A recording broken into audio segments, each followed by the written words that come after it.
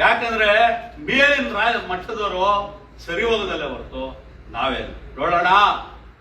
JDS ಇವತ್ತು ನಮಗಿನ್ನ ಬಹಳ ಮುಂದಿದೆ. ಎಲ್ಲರೂ ತಿಳ್ಕೊಂಡಾರೆ JDS ಎಲ್ಲ ಹೋಗ್ಬಿಟ್ಟೈತೆ.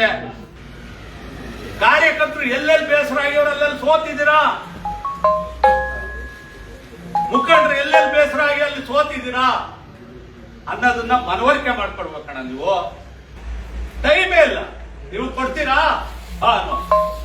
ಇವ್ರು ಒಬ್ಬರಿಗೆ ಮಾತ್ರ ನಾವು ಕಾರ್ಯಕರ್ತರು ಏನು ಹೋಗಿ ಕೇಳ್ತೀವೋ ಅದಕ್ಕೆ ಮಾತ್ರ ಕಾನೂನು, ಅದಕ್ಕೆ ಮಾತ್ರ ಕಾನೂನು. ಬೇರೆ ಜನಾರ ಮಾಡೋದಕ್ಕೆ ಕಾನೂನು ಬಿಟ್ಟೇ ಮಾಡೋದು. ಎಲ್ಲಿ ಸರ್ ಇದು? ಹೆಂಗೆ ಸರ್?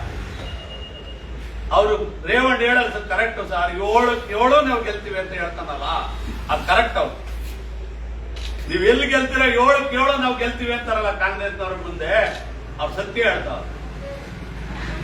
ಯಾರಿಗಾರು ಒಬ್ಬರಿಗಾರ ಒಂದ್ ಚಿಂತನೆ ಇದೆಯಲ್ರಿ, ಏನು ಬೇಡಪ್ಪ